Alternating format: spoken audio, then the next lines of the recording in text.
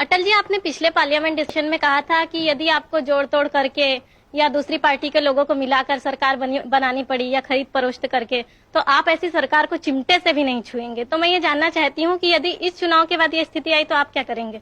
मैंने ये कहा था कि हम मेंबरों की खरीद फरोख्त नहीं करेंगे, राजनीति को सौदे का विषय नहीं बनाएंगे। और सदन में डीएमके के नेता ने खुले रूप में इस बात की तारीफ की कि भारतीय जनता पार्टी जो सरकार चला रही है उसने ऊंचे मानदंडों से काम किया हुआ है। सहयोग तो राजनीति में करना पड़ेगा। एक दल को बहुमत मिले, बहुत अच्छा, मतदाता दो टूक फैसला करें, उनका स्वागत है।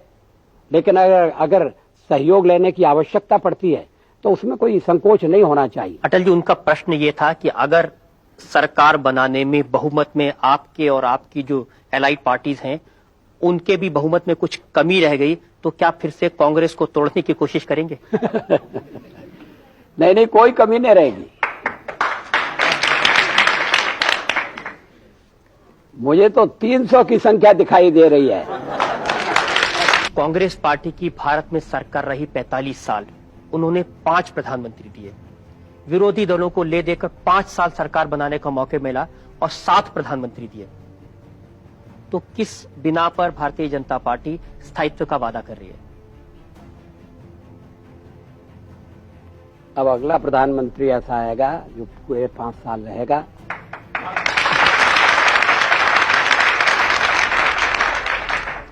लोगों ने कांग्रेस को कसौटी पर कस लिया, लोगों ने संयुक्त मोर्चे को भी भुगत लिया।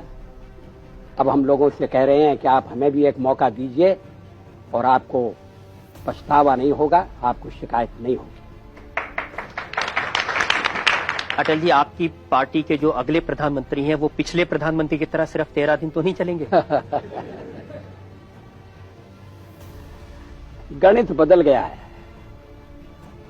देश की हवा में परिवर्तन की गंध आ रही है। 18 महीने की दुर्गति को देखकर आम मतदाता ने अपना मन बना लिया है कि अब उस इतिहास की पुनरावृत्ति नहीं होने दी जाएगी। ये परिवर्तन सारे देश में घूमते हुए मैं देख सकता हूं और इसलिए मुझे विश्वास है मतदाता बहुमत वाली सरकार स्थापित करेगा। ऐसे बहुमत वाली सरकार जो भ्रष्टाचार से मुक्त हो और जो देश को समृद्धि की ओर ले जाए, सामाजिक कल्याण की ओर ले जाए। अटल जी, जनता ने पहले भी भारतीय जनता पार्टी को बहुमत वाली सरकारें दी हैं। गुजरात में 2/3 बहुमत देकर आपको सरकार बनाने का मौका दिया था, सरकार नहीं चला सके। कई प्रदेशों में हमारी सरकारें चल रही हैं, आप उनका उल्लेख नहीं कर रहे हैं। गुजरात एक दुर्घटना है। कभी कभी जवान मौत हो जाती है, लेकिन इसका अर्थ ये नहीं है कि कोई अपने बेटे को जवान देखना नहीं चाहेगा। गुजरात में भी हमने अनुशासन की रक्षा की। अगर हम चाहते तो दूसरी बार भी ढील देकर सरकार को बचा सकते थे, लेकिन हमने कहा कि अनुशासनहीनता की इतनी बड़ी कीमत नहीं दी जा सकती। हमने सरकार का बलिदान कर दिया, मगर अनुशासन तोड़ने वालों के साथ समझौता नहीं किया। जब यूनाइटेड फ्रंट की सरकार पर आपने हमले किए, आपने कहा कि कोएलिशन की सरकार ज्यादा नहीं चलती, लेकिन इस समय जो आप प्रयास कर रहे हैं, भारतीय जनता पार्टी जो प्रयास कर रही है, वो भी कोएलिशन की सरकार ही बनेगी। कोएलिशन में अंतर है। संयुक्त मोर्चे की सरकार एक ऐसा गठबंधन थी जिसमें सब छोटी छोटी पार्टियां थीं। सबसे बड़ी पार्टी की सदस्य संख्या लोकसभा में 23 थी। वो इकट्ठे आ गए, उन्हें कांग्रेस पर निर्भर रहना पड़ा। कांग्रेस ने उन्हें गिरा दिया, लोकसभा भंग करना पड़ी।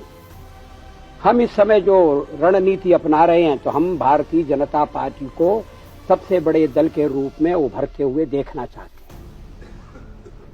और उस समय अगर हम सरकार बनाएंगे तो जो मित्र दल आज हमारे साथ हैं, जिनके साथ मिलकर हम प्रदेशों में हुकूमतें चला रहे हैं, हम उनको सरकार में शामिल करेंगे। कुछ अगर अन्य दल भी आना चाहेंगे तो उनका भी स्वागत होगा।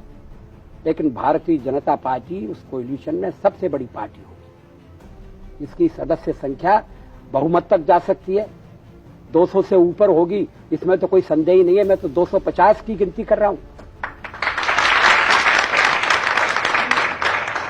अब अगर संयुक्त मोर्चे की सरकार में भी ऐसी कोई बड़ी पार्टी होती और उसके साथ में छोटी छोटी पार्टियों का सहयोग होता तो सरकार इस तरह से अस्थिर नहीं होती, डामाडोल नहीं होती। अटल जी, पिछले चुनाव में जयललिता कांग्रेस पार्टी के साथ मिलकर चुनाव लड़ रही थी, इस बार आपके साथ हैं। क्या गारंटी है कि चुनाव होने के बाद वापस कांग्रेस के साथ जाके हाथ न मिला लें? नहीं, हाथ मिलाने के लिए कांग्रेस रहेगी नहीं, वो हाथ कहां से मिलाएंगे।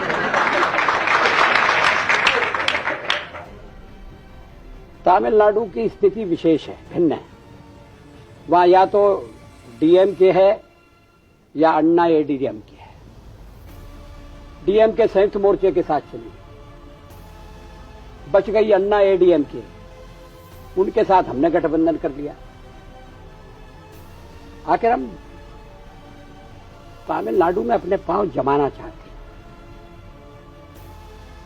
हमने उनके साथ गठबंधन करके उत्तर और दक्षिण के बीच में जैन कमीशन की रिपोर्ट के कारण जो एक विघटन का वातावरण पैदा करना चाहते थे, हमने उस विघटन की बात पर पानी फेर दिया। हमने उत्तर और दक्षिण की एकता को और मजबूत कर दिया। जिस समय जयललिता से आपका समझौता हुआ, उसके एक रात पहले तक उनकी कांग्रेस से बातचीत चल रही थी? उनकी कांग्रेस से बात नहीं चल रही थी, कांग्रेस की उनसे बात चल रही थी। कांग्रेस उनका समर्थन लेना चाहती थी, संयुक्त मोर्चा भी उनका समर्थन लेना चाहती थी। हमने दोनों को पछाड़ दिया और समझौता कर लिया। ये हमने अच्छा किया, इसमें किसी को आपत्ति नहीं होना चाहिए।